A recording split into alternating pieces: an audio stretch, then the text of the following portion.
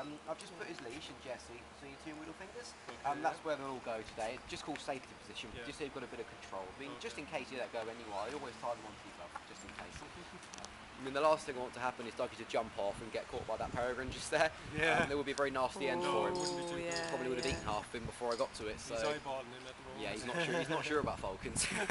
You'll see. Me and a couple of my friends sat out camping with a spotlight trained up on the tree where we hear them. And eventually, we only saw it for a split second, but it flew in, landed on a branch, turned around, looked, and then flew off that branch. And that was enough for us. We went home then. I've heard this call. I don't know whether in London in the evening. I don't know whether there would be. Oh no, you do find these in towns, villages, and cities. I mean, they've been known to actually hunt under streetlights in London at night, and they hunt the rodents. Big female tawny-owls actually hunt the rats that you find around London as well. Really? Yeah, I mean, rats are pretty big, and normally they could actually kill a tawny owl if they find them on the ground at night. But the really big females are adaptive, and they've got much bigger feet than most of the other tawny owls. And if they get a rat just right around the head, I mean, you'll always find the tawny owl. I was a kid. I used to draw. I'm a concept artist for the film industry, and when I was a kid, I used to draw a lot of birds and stuff, and sketch a lot of birds, you know. Oh, cool. From wildlife books and stuff, you know. Oh, cool. I remember drawing a tawny owl a couple of times. Beautiful birds.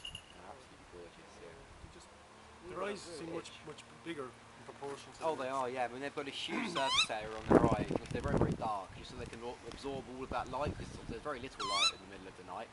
And they hunt purely on that, and their hearing. I mean, they'll listen out, and obviously that'll give them a general idea of where things are. Then their eyesight takes over when they're really closely. When they try and eat their food, the majority of the time they swallow everything whole.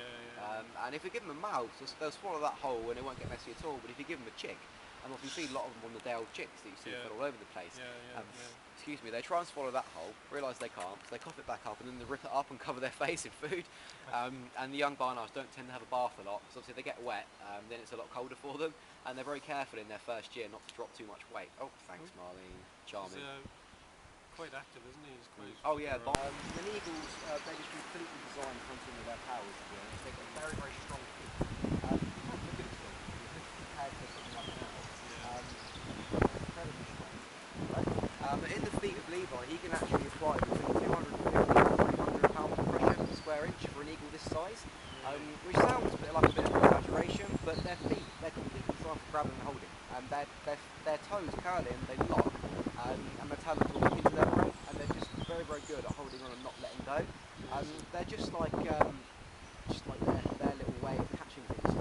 And at which point they will just force their back talon up through the it's quite disgusting, I know, but up through the bottom of the mouth and into their head, and it just killed it stone dead. It's so powerful. So pure killing machines, right? Oh, they are. And they're some of the most evolved predators in the world, to be honest. These are. I mean, they're incredibly quick, incredibly powerful, and gorgeous as well, obviously. But that's just come about by luck. It's like a bluey grey. Yeah, it's gorgeous. A lot of people tell me it looks like a giant pigeon, to be honest, with the colour of him. But it's just absolutely beautiful, this bird. I mean, a lot of people see birds of prey at a distance, and all you'd see is sort of this white and grey coloured bird. You don't see how complicated all of his plumage actually is, and the stripiness and the spots all over his chest. It's the symbol of the United States of America. The only reason that she hasn't got a white head and a white tail yet is because she is so young. She's only about 11 months of age, like I say, and it can take up to between 6 to 7 years for it to fully mature. There's a lot of colour changes for her to go through. Eventually she's going to have a white head, a pure white tail, white eyes as well. Their eyes get a lot paler, and the beak's going to look bright, glistening yellow. They are gorgeous birds when they're fully mature. And she's 10 pounds. So this is a good size female. I mean, the males that we have are all between 7 and 8 pounds. Our smallest one's called Denver, and he's a very, very boisterous young male, and he's about 7 pounds 8 ounces, and the biggest one's Aspen, just over 8 pounds. And Aspen's about 4.5 years of age. He's got a lot of white coming through. I'll show you him a bit later, so you can see a lot of white on that American bull. Try not to drop your arm like that. If you can, just keep it quite long. You can even lean back a bit if you want, just to really take the weight. I know it's quite nerve-wracking. I mean, quite high, about 70 foot. And so she couldn't control herself. She just sort of had to crash land and grab hold of the tree. We tried to fly the white seagull as well last year. She actually ended up about 6 miles that way. So we tend to not fly really young eagles and really high weight it, or rate it, whatever it is. I carry on.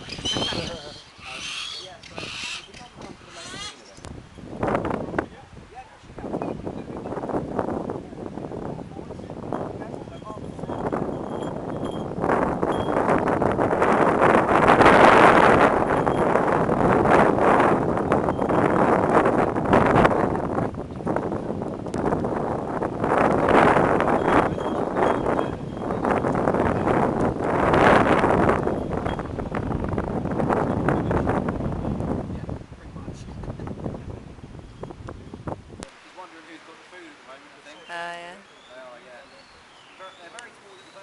people think they're a lot bigger in the wild than they actually are.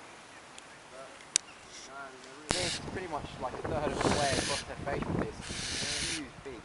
I don't know if you've seen it on Spring Watch, where they've got the baby barn owls on there, and the parents give the youngsters whole mice, and even the babies swallow them whole. It's amazing. Unbelievable, yeah, their head really bends. Yeah, throwing their head back and swallowing it. You know our adult barn owls do that, where they get them out on their head and they throw their head back and swallow it, with a little tail hanging outside their beak. Oh, you're coming out there. Have you decided you're blind now? That round face is amazing. Yeah, lovely big heart-shaped facial features. Yeah. Incredible. I love that part. Love that face. Sticking their tongue out. It's nice to be talking with your mouth full, you know. It's quite a big bird. I mean, you've got about £3 of weight there. Stunning. Yeah, gorgeous. Raw orange eyes. He's only a little bit lighter than Levi as well. So we've got £3 of weight.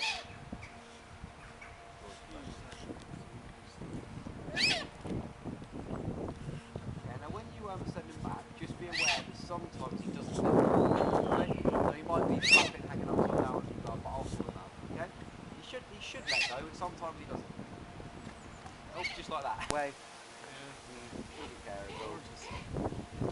Great grey owls are one of my favourite species of owl. Are these native to Russia or something? Yeah, they are. They're Russian. They're from Greenland. You find them in Canada. Just they're northern hemisphere. A lot of the northern hawk owl. They're very cold birds. And you can see, obviously, with all this plumage on them, it's the same colour as the northern hawk owl. They come from the same sort of habitat, the same sort of background, so naturally the same colours. He's very dominant dish. Yeah. Really Yeah. He looks a bit top heavy, really, doesn't he? Yeah. Here you go, mate. If I pick him up for you. Use this glove, grab yourself a fish, and literally just drop it in their beak, and they'll happily swallow the whole thing. You should try, although it is. Oh, you're not hungry, are you?